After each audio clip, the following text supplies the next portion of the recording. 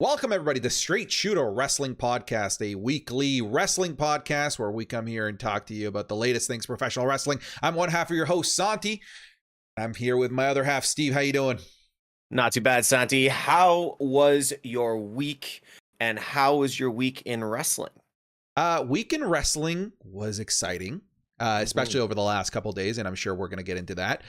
Personal life week, can't complain either. You know, all is good. Weather is getting a little bit better. Still unpredictable. You still don't know whether to wear a sweater or have to wear an entire snow suit in order to make it around whereabouts we live. But since the last time that we talked, war has broken out in Europe, so that's happened. So I mean, it's been quite eventful in terms of world news, that's for sure. How's your week? Absolutely fantastic. I laugh because anytime it gets above 5 degrees, I refuse to wear a jacket. So got to do that today. But yeah, in the world of professional wrestling, got to annoy the IWC this weekend on my personal channel, which I really enjoyed. I love this, that I get to play the heel in this. So really got to enjoy that, and got to respond to a few more comments about our fantastic WWE US title giveaway that we're doing the week before WrestleMania. Cheap plug right there. But yeah, let's get into it, Santi. I want to talk right now. Like, I want to talk big news. Great news. Great Raw. Great Dynamite.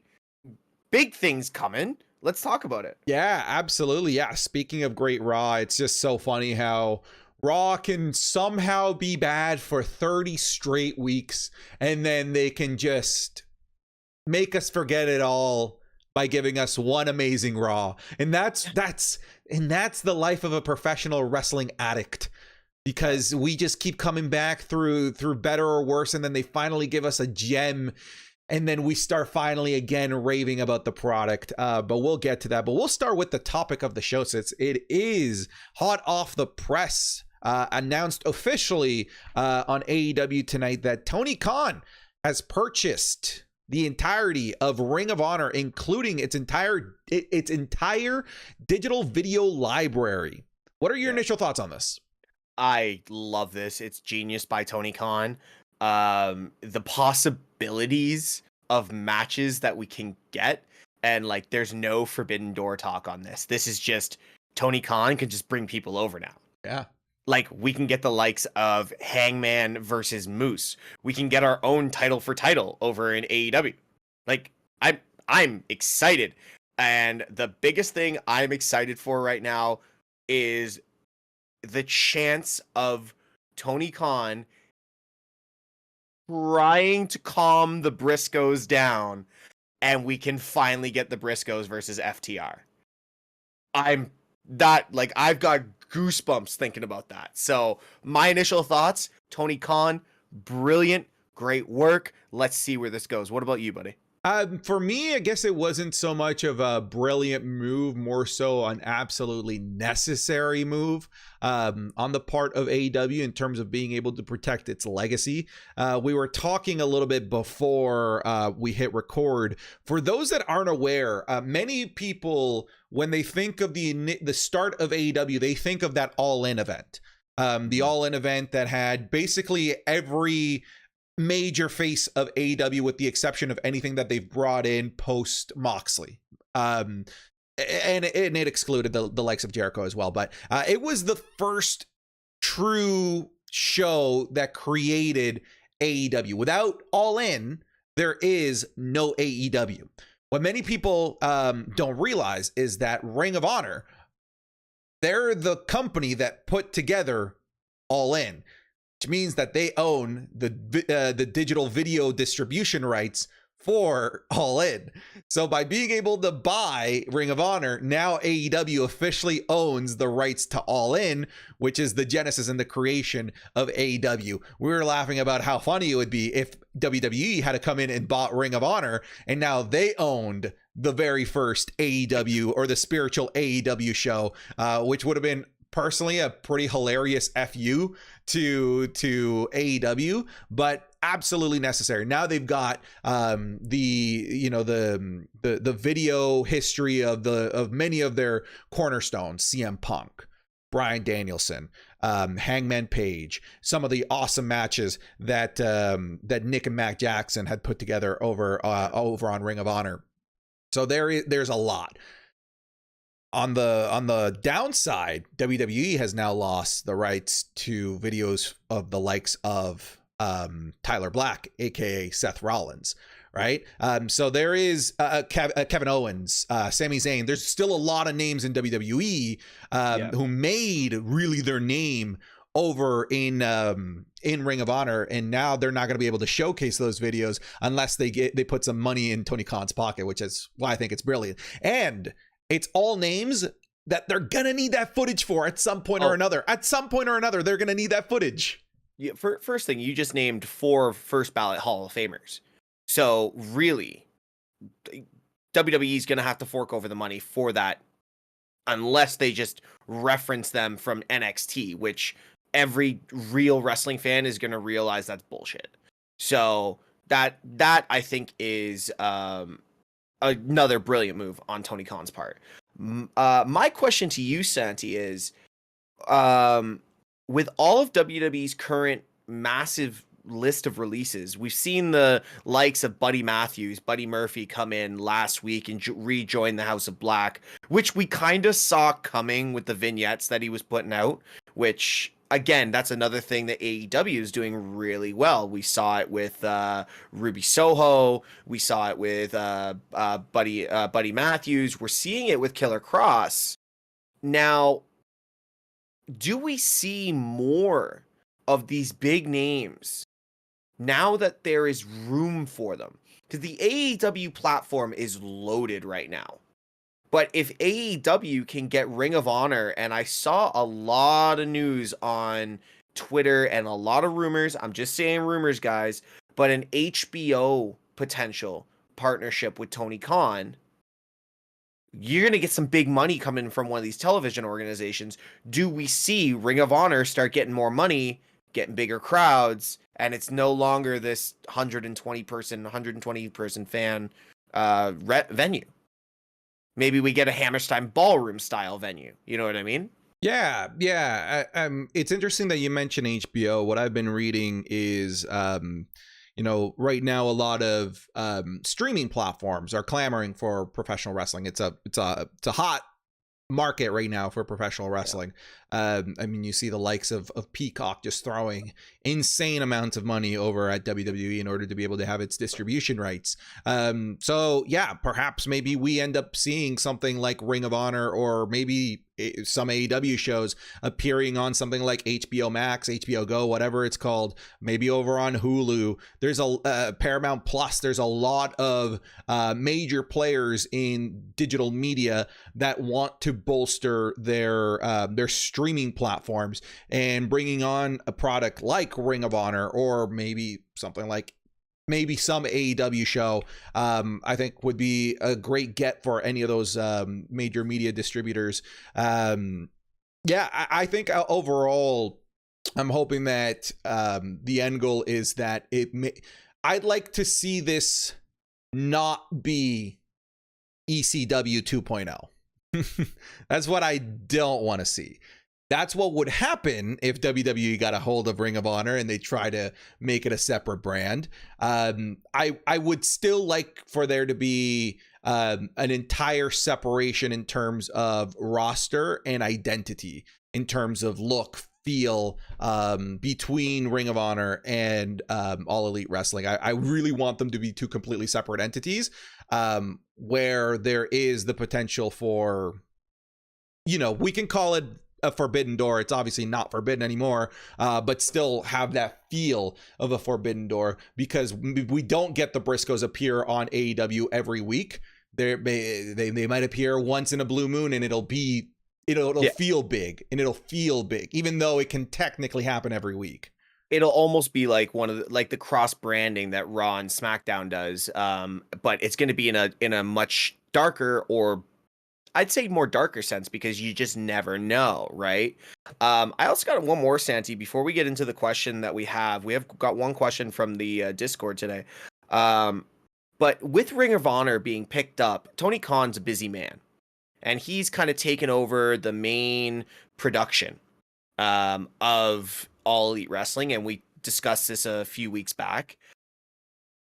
Ring of Honor,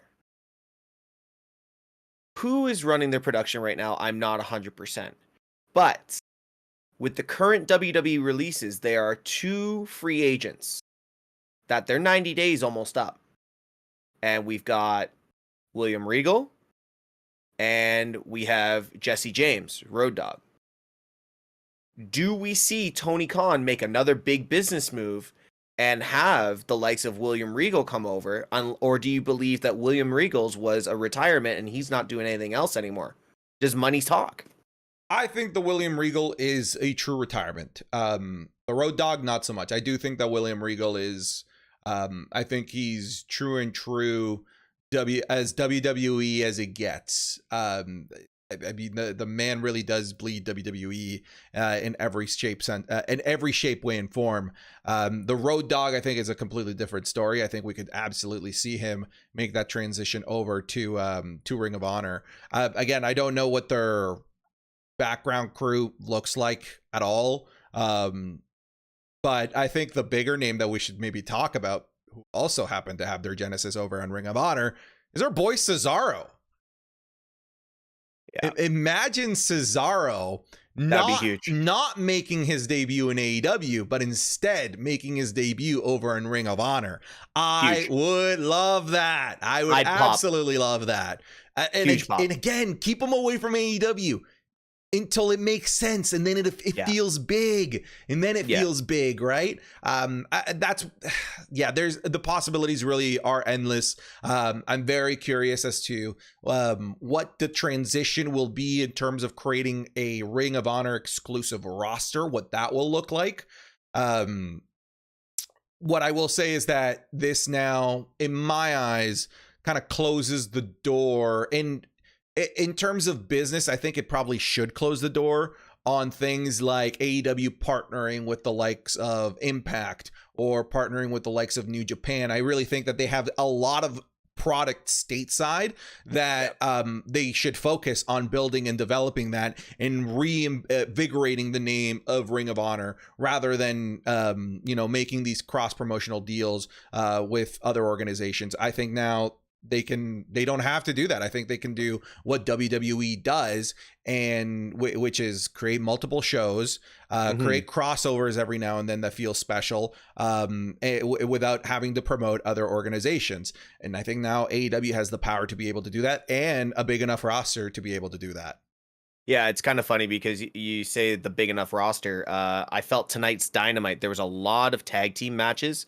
And there was like a tag team battle royal eliminator for to get into the triple threat for the titles this at Revolution, and it just felt messy. It was like 90 seconds. Somebody a new tag team. It was the ring was packed. It felt like an old school Rumble. Yeah. So that's the one thing I've noticed with Dynamite and Rampage, that it's messy. There's a lot of people on television at one time. And we used to get that in the 90s in the Attitude Era, but it still felt controlled, but it was controlled chaos. This felt like messy chaos. But what I'm going to get to, I want to get to Kevlar's question, and Kevlar's over on the Discord, guys, and I guarantee this week, we'll put the Discord link in. I know a lot of you have been asking to join it. We will get the Discord link in, but our question comes from Kevlar over on the Discord. Santi, what are you guys looking forward to most coming into Revolution with the announcement of Ring of Honor and the potential matches that we've seen made on Dynamite? Yeah, I think for me, I don't think that we have anything. I want to say that we won't have anything Ring of Honor related at this show. And I don't think we need it. I don't think that we need to get hit over the head with it. I think the announcement that it's been acquired and now we can slowly build towards it. I think that's the way that they should go about it. I don't think that they should be slapping us in the face every chance that they get. For me, honestly, like it's really simple. Well, Yes, it is simple. I was going to say, I'm also just excited to see Keith Lee do something. I'm always excited to see Keith Lee do something. Yeah. But I'm definitely most excited just to see the blood feud come to a head between CM Punk and MJF, especially with the fact that this is in Chicago and that MJF is the greatest heat magnet of all time at this point, it seems. The man just is so good at creating genuine heat, not the heat that's like, get off my screen because you're not entertaining. It's the heat that you are a piece of shit. Yeah. No, 100%. And the fact you say that and what he did today with the fake hug, like of hugging CM Punk and Pug reciprocating and then giving him the low blow, and then Wardlow and Shawn Spears come out, FTR come out to block the ring, and then he busts open Punk to one of the worst lacerations I think I've ever seen Punk take, and then proceeds to pretty much hang him. And it was, you want to talk about generating heat going into Chicago? If nuclear Punk does not win coming out of Chicago, remember the whole "We Will Riot" with Cena? Yeah, it will be the same thing after Revolution. For myself, again, Punk MJF, really looking forward to that. I'm interested in this triple threat tag team match. I don't know why. We've got the Dragons, Bobby Fish and Kyle O'Reilly. Got the Young Bucks, and we've got Jungle Boy and Luchasaurus. Don't know why. That just sounds like an amazing tag team match. It's gonna be a across banger. the board. Yeah, it's gonna be incredible. Let me stop you there. Do the Hardys interfere? Do the Hardys interfere? Let's calm down a little bit. I think you're on Dream Street right now, buddy. But hey, right. You never know. You never know. Right. Hey man, this is the same company that gave us Adam Cole and Bryan Danielson within like 5 minutes of each other. So that's true. So I don't put it past them to give us the Hardys. Yeah, and I think my final one I'm really looking forward to, because we never really got the individual feud in WWE, is Bryan Danielson and Moxley. I think this is gonna be, it's not gonna be a wrestling match. This is gonna be a war. And again, tonight's promo just sold it for me. I know we got Rampage coming up, but I don't care. I just want to see this. And finally, we might see Britt Baker finally drop the title. She lost clean tonight to what's her name? Thunder Rosa. Clean, middle of the ring. Yes, it was a tag match, but it was Thunder Rosa pinning Britt Baker clean. Yeah, no, that's huge. And I mean, like, speaking of Britt Baker, I will say I'm not feeling Adam Cole versus Hangman Page. I'm not feeling. I'm sure it's going to be a great match. Yeah, I'm just not feeling it, and I think the reason I'm not feeling it is just because it comes so soon off the back of that bloody Texas Chainsaw Massacre match that he had a couple of weeks ago, and that to me was more exciting than what this is. I don't know. I think this might be misgivings, but like the match is gonna be great, but this just, again, we've talked about in the past that AEW sometimes is not fantastic, and they definitely have not been fantastic at pushing Hangman Page as like the champion like we want to back and care about. Yeah. Aside from the fact that he just puts on great matches, because he does, but like, yes, he does. The character and the storylines that he's been in, they've been so quick or so fizzled, and I think this Adam Cole one falls under like both. Like it's been and it just kind of came out of nowhere with Adam Cole just coming out at the end of that bloody Texas match. Yeah, there was that little build of Adam Cole basically saying you're going to see a different version of me, and that was building over a couple of weeks, but it didn't. It's almost like two roads that are supposed to cross, and they never built it right for it to really cross. It was like Adam Cole is doing his thing, and there's the Texas Massacre match, and then somehow Adam Cole just jumped the barrier. Yeah. You know? And this is the problem. And for all of you who are AEW fans, you can crucify me in the comments. I'm fine with that. This is the individual problem with AEW. They cannot patiently build a story.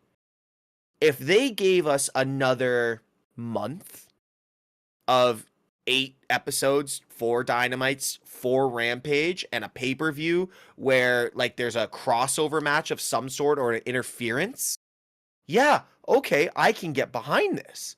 Adam Cole's being the great heel that he can be, and Hangman's defending his title. But it almost seems like every time Hangman gets the title, they rush him.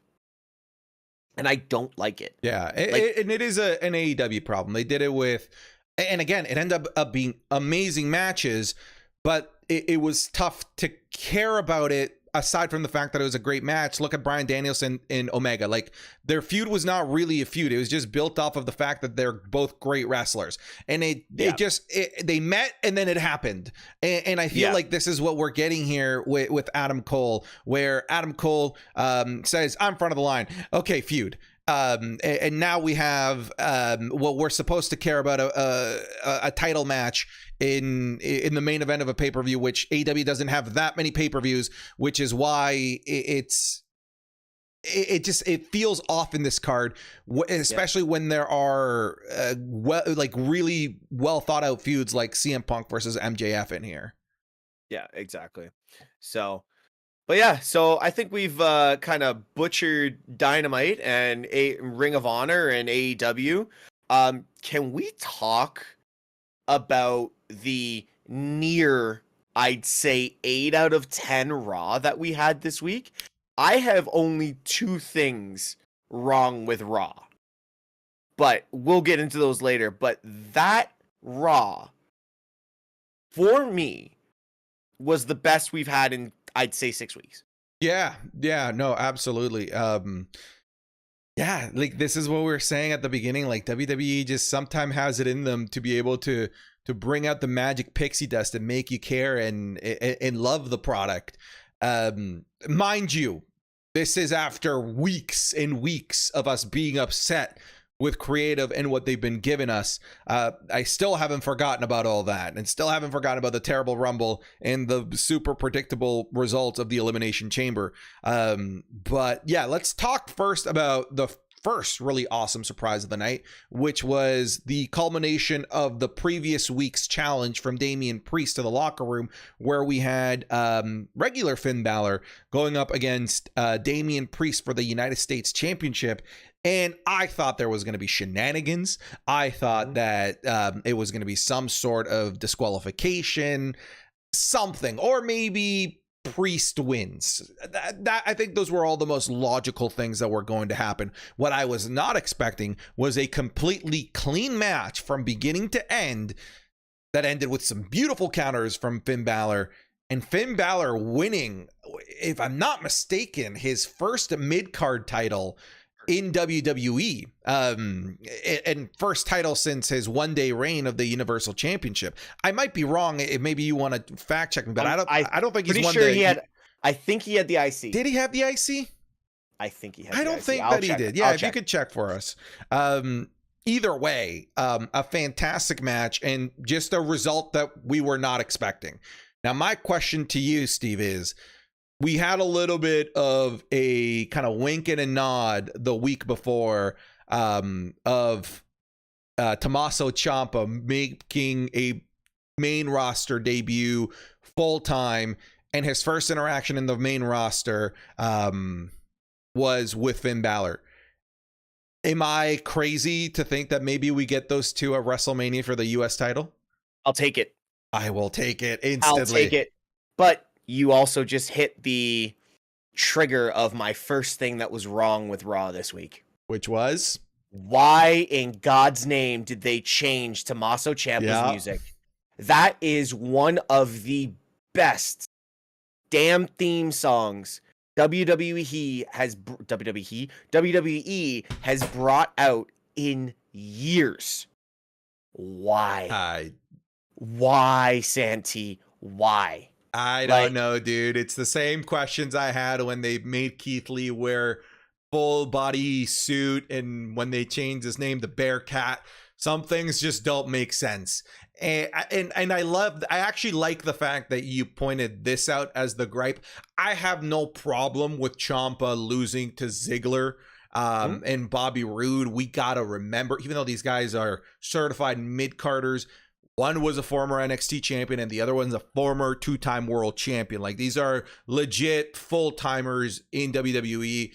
At some point, you know, Ciampa's not like the super hot commodity product that needs to be put over. I think he can have like a more traditional run in the main roster and take some losses without being completely buried like Karrion Kross was. Losses don't hurt Ciampa is what I'm trying to get, especially losses from the caliber of somebody like a Dolph Ziggler. So I'm not upset about like the back and forths that are going on. I'm actually more upset about the needless changes, like the change of the theme song. It's needless. It's needless, and WWE loves to do these needless changes with the NXT call-ups, and the change of theme song certifies his main roster call-up. Like, he's main roster. And you know what? It caught me last week when he came out for his match. He was in the tag match with Finn, and they didn't give him an entrance. They had his music playing. It was the No One Will Survive theme song. But when they came back from commercial break, he was already halfway down the aisle. So you knew they were uncomfortable with something about it. And they did, like, you couldn't even hear his music this week. So, like, I'm okay with this cross-brand, I guess. I'll call it cross-brand, the NXT to Raw. Like, I love this battle back and forth. And, like, the Braun Breaker little thing coming in on that as well. I think this is great creative. Yeah, it's a good idea. Like, you know what? B+, A- across the board. I'll give it to him. But there's no need for the change in music. Like, okay, let's not beat this to death. Yes, I want to see Tommaso at Mania in a mid-card match against Finn for the US title, or a triple threat, Damian, Finn, Tommaso. I think that works as well. Yeah. I think that works as well. What about the Dirty Dogs being involved in this, or one of them being involved in this instead of Damian Priest? I don't think WWE Creative has the faith in Robert Roode that we do as long-term wrestling fans. Let's go back to this though. Robert Roode is a genuine, in my mind, Hall of Famer. He should be. He hasn't done a lot in WWE because they've not allowed him to be him. The Glorious Bobby Roode was a great character. It was a great gimmick. Worked in NXT. Some of the biggest pops that you ever heard in NXT. In TNA, he was brilliant.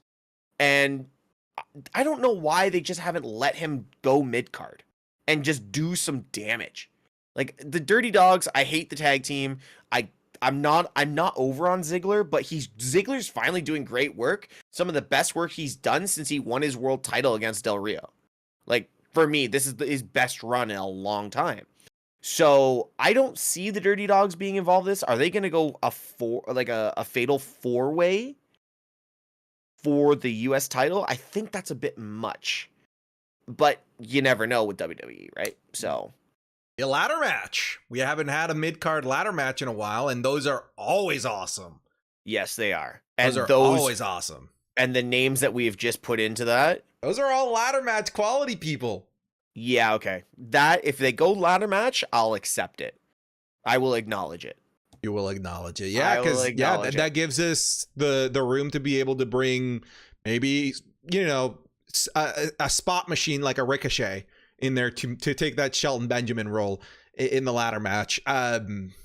Yeah, wow, look at us being WWE creative. Yes, we do this every week. At some point we make up something that we're like, hang on a second, that's actually awesome.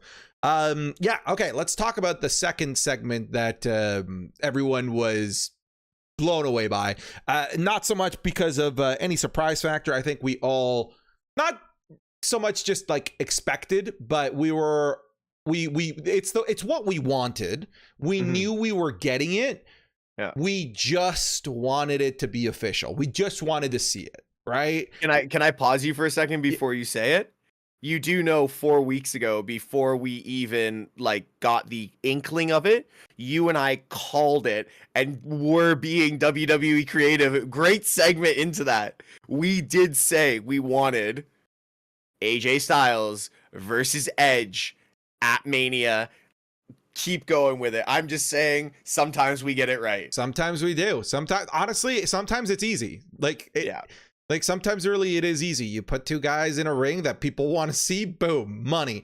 But yeah, so we are now officially getting AJ Styles versus Edge. Bona fide dream match in every regard, in terms of obviously accolades that those two have put together over the several decades that they've both been in the industry. The fact that, you know, for Edge made his name in WWE, AJ over in TNA. Also, to me, as a fan of TNA in the mid to late 2000s, makes me mark out as well, because they were both at the top of their game in different parts of the wrestling universe. And now that we finally got them together, now we can have this dream match. And what's crazy is that I think that Edge versus AJ Styles is one of those few matches that might actually genuinely technically be better now than it would be when they were both, quote, in their prime, because Edge is in such better shape than he was in the 2000s. AJ Styles hasn't really lost a beat either. So I somehow think that even though they're much older than they were during their peak, this could be better than when they were in their primes. I swear you read my mind sometimes, because my question to you was going to be, is this 10 years too late? No, I don't think so. Absolutely not. Absolutely not. I think Edge has a more ruthless step to his game now. He's more agile. He has better cardio. Go back and watch him in his feud with Cena in the mid to kind of late 2000s. Edge was huffing and puffing a lot. Now, like, the dude is a lean man. The man is in shape. He can go 30 minutes. I mean, we saw him go 50 minutes twice with Randy Orton. So he's somehow better now than he was back when he was in his prime before the neck injury. Two things you just said there. He's better now than he before his neck injury. I think it's a new lease on life for him, and I think he's really taken either the proverbial brass ring, or he's taken the bull by the horns, and, you know, saying, like, I only got a couple more years. I want to make up for lost time. And the second thing you managed to say there is he's so much more ruthless, and we've seen it in every feud since he's returned. And honestly, on Monday night, it showed. Like, I didn't think they were gonna give us one concerto on Raw, let alone 5. Yeah, I think it was 5, and I sat there and I was like, and the thing is, they looked like at least 1 or 2 missed, like, and I mean, we're a little too close. And I was like, oh my God, like, they sold it well. Like, as someone who looks for the mistakes in the spots, they sold that well. And AJ did a great job. I am looking forward to Monday Night Raw next week. And I am looking forward to this match at Mania. Yeah, so before we started recording the podcast, I made a claim. And that claim was that I think that this should main event night 1 of WrestleMania. I am a big proponent that night 1 of WrestleMania, after they did it last year, should be a women's match. If it makes sense. I don't want them to shoehorn a women's match for the sake of there being a women's match. But neither of the women's title matches are captivating me or the wider wrestling audience. I mean, I don't want to speak for everybody, but the sentiment seems to be that nobody wants to watch Ronda versus Charlotte, even though the names are headliners in themselves, but nobody seems interested or invested. And nobody wants to see Bianca Belair versus versus Becky Lynch again. And that's no disrespect to either of them. It's something we've seen before. What we haven't seen before, and what I'm almost certain we'll never see again, maybe we will for like a backlash, but that's AJ Styles versus Edge. This is a main event through and through. This is the Taker type main event where you don't need the title for it to be on a pedestal for everyone in attendance and everyone that's bought the show. Yeah, this is where I struggle, because I'm already in trouble with the wrestling community right now. So the women's matches are not entertaining. But the thing is, there's no way WWE can put 2 women's title matches opening night 1 and night 2. Like, there would be backlash. Oh, the women's evolution is being tarnished, blah, blah, blah. Like, nothing against the women in these matches. They're phenomenal athletes, but there is no draw compared to Edge and AJ. Yeah. Edge, and if I was to book this, and we talk about this hypothetically all the time, Becky Bianca would go on first night 1. Just get that match over with. We all know Bianca's gonna go over, like, whatever. And now just get into what you need to end night 1 on. What's the term? Send them home happy. Yeah. Right? And here's the thing. I remember Chris Jericho's Broken Skull session with Steve Austin, talking about how he was fuming that they got put on who was it? Jericho versus Punk? Punk. Yeah. And they were going on second. And they lost it because apparently going on second or even mid-card is pointless.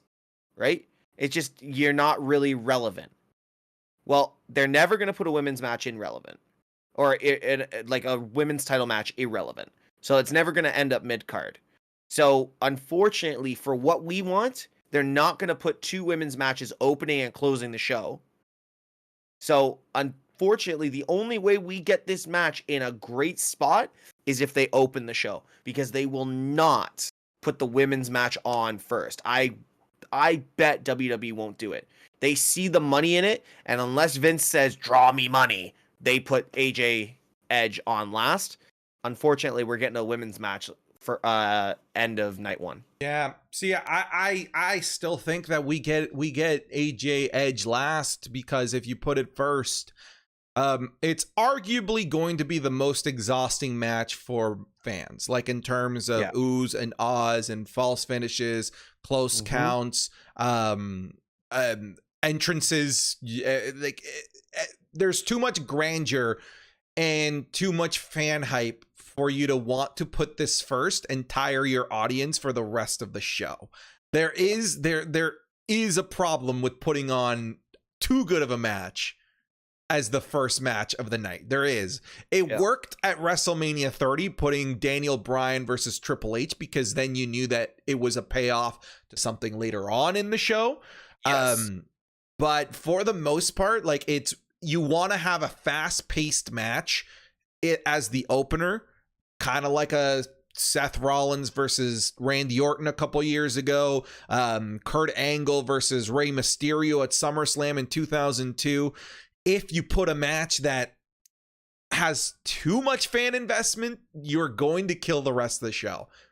Yeah, I think it needs to go last. I think it really needs to go last. I truly think, like, what was the main event for the Randy Orton Seth match? What was the main event that night? So the main event was Brock Lesnar versus Roman Reigns, and that was the heist of the century when and even I guess that was a setup for the end of the night. It's the thing, though, my point being, if you watch that entire pay-per-view, that match killed the next 3 matches. It did. The fans were so exhausted by that RKO and everything that, like, again, false finishes, high paced, like everything. It was such a good match that, like, I was uninvested for a couple of matches, and that, luckily they sent the fans home in shock. I don't think they were happy. Yeah, They were I just think people were happy to be in shock. Yeah, so Yeah, no, yeah. I would like to see AJ Edge to end night one. I just don't think we get it. Yeah, no, that's fair enough. Yeah. I think like I said, I'm on board with night one being reserved for a high profile women's match. Last year deserved it.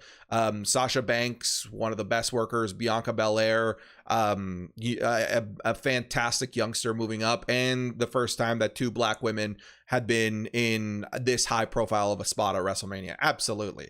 100% do it.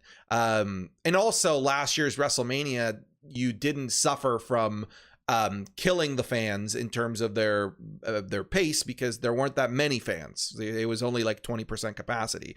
This is going to be a loud bunch. This is going to be Texas. This is going to be a giant stadium with 80,000+ people. Please don't kill the crowd. Don't kill the vibe. And this is a dome. This is closed roof. It's going to get loud in there, folks. It's going to get loud in there, and it's going to get super loud for AJ Styles versus Edge, which is why I'm calling for it to close the show. But yeah, no, that's kind of what we had here today. Now, there were some additional pieces of wrestling news that are kind of miscellaneous that I feel like we should discuss. I think one of them we already kind of touched on, which was the purchase of Ring of Honor. News is circulating, Steve, that the second biggest offer for Ring of Honor was a Ring of Honor fan. was just a dude who's rich, who's like, here's 50 million. I want Ring of Honor. And who is it? The Brock Lesnar guy? I just think it's hilarious. Had some Joe Schmo had the rights to all of these video libraries, and just holds them hostage from both WWE and AEW. I just think hilarious. I just think that's a hilarious Alpha Chad Omega move by some fan that's like, I love this so much that I'm just gonna buy it. What did you think of that? When before we were about to start filming, you told me that, and I was just like, I bet we know who the fan is. Like, we see them somewhere every now and again on a show that's not Ring of Honor. And first thing I thought is probably Brock Lesnar guy, because that guy has so much money to go to every show. I'm like, it's probably Brock Lesnar guy.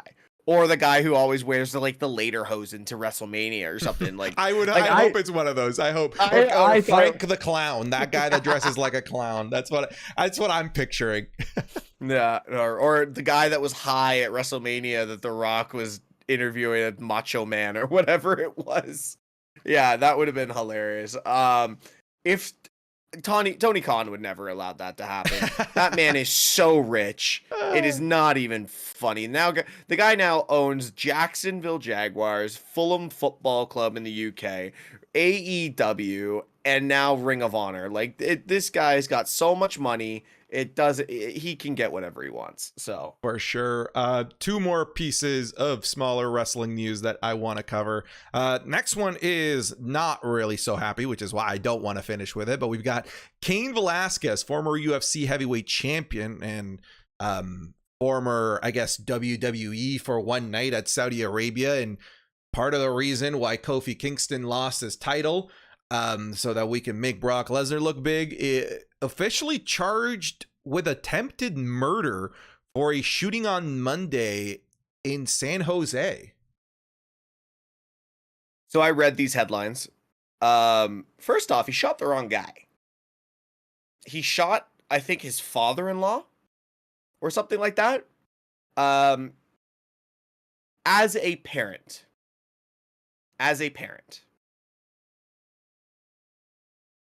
I have to word this very carefully.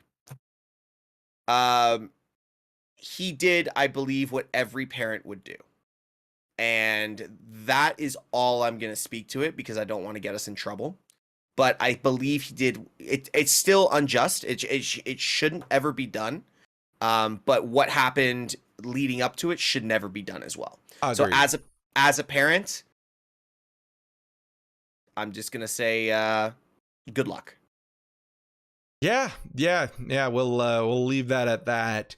But let's move on to this one. I've been looking forward. Are we gonna move on to where's Veer? No, we're not at that segment yet. But where the hell is Veer?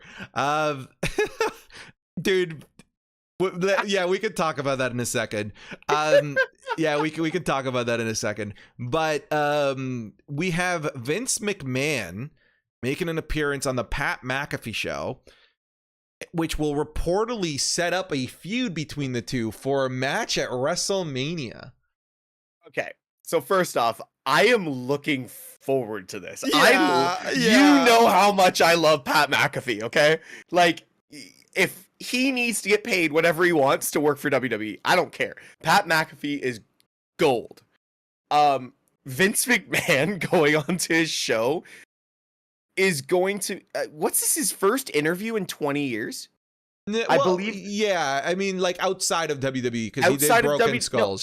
No, but outside of WWE, I believe this is his first interview in nearly 20 years. Yeah, I think his last one was after the Benoit stuff.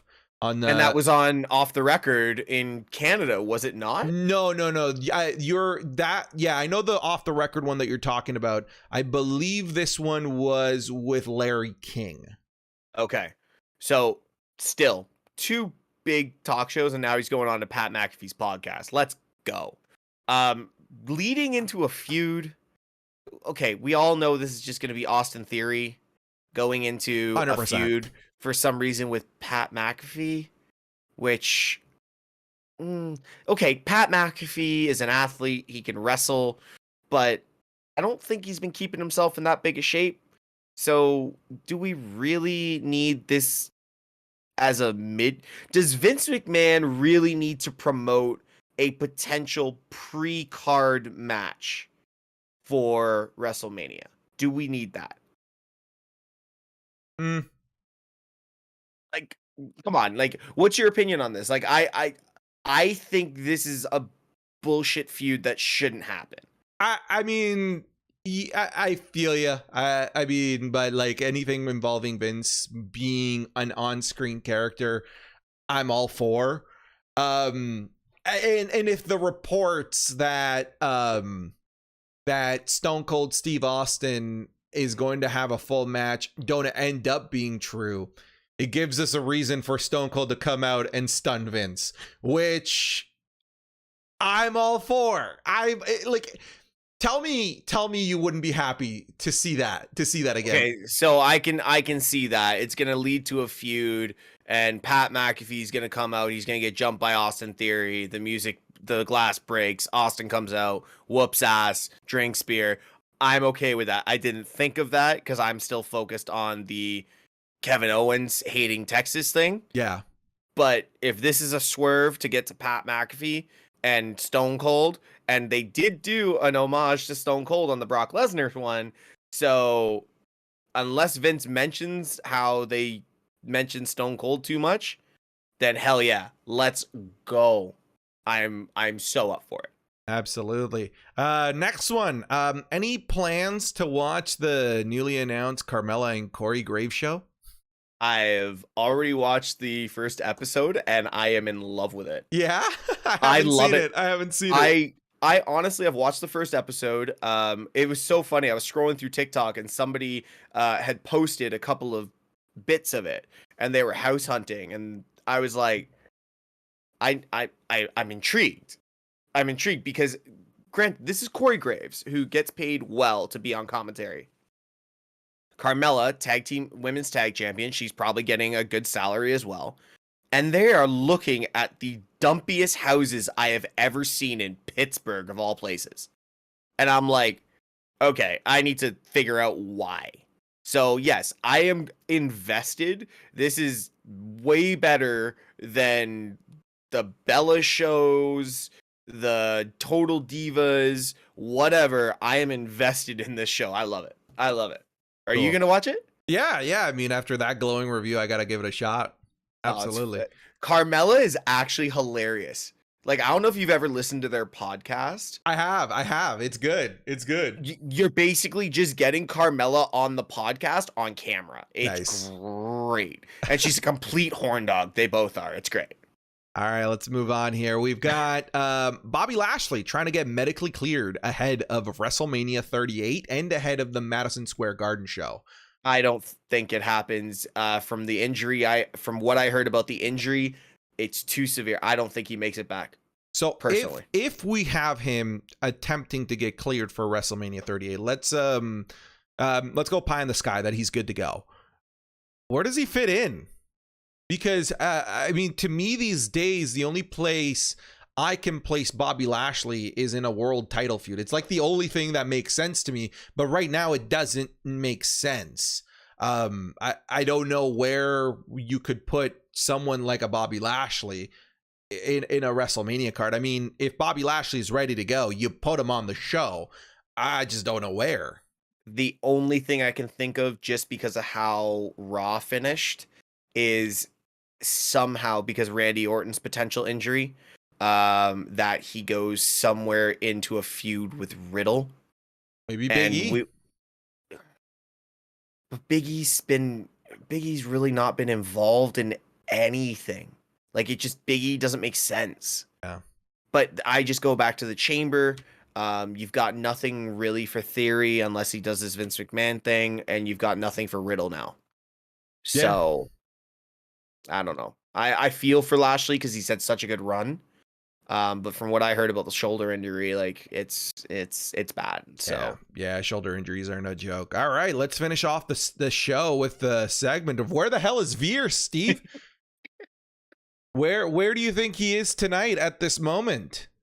I'm gonna say he is. I'm gonna say he's in the Czech Republic. I think he got lost. I think it went the other way. I think he made it to land, or made it to the ocean, somewhere near, I don't know, Congo, and then decided to walk back through the desert, got to Eastern Europe, and I think he's having a pint in the Czech Republic. So I'm gonna call NATO, and just like the Santa tracker that we have, I think we should do a Veer tracker. So we should add that to the image, just Veer's head with a question mark. And then I think Veer's in the Czech Republic this week. Yeah. See, I think he was kidnapped, and I'm going to go ahead and say that he was kidnapped by the Sinaloan Mexican cartel and being held for ransom for money, obviously. And WWE is refusing to pay because of budget cuts is what I'm choosing to believe.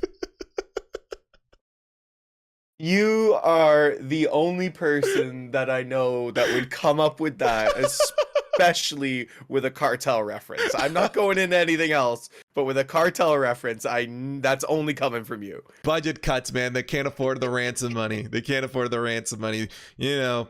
Maybe they can call AWA. Yeah, record quarters. Maybe, you know what? Maybe they need this rich guy that tried to buy Ring of Honor to pay Veer's ransom at this point. Cool. Get us in the comments. Tell us where Veer is. Where is Veer? I think we should just make this the end of the podcast segment every week. Steve, where can people find you? Sorry, what? Where can people find you?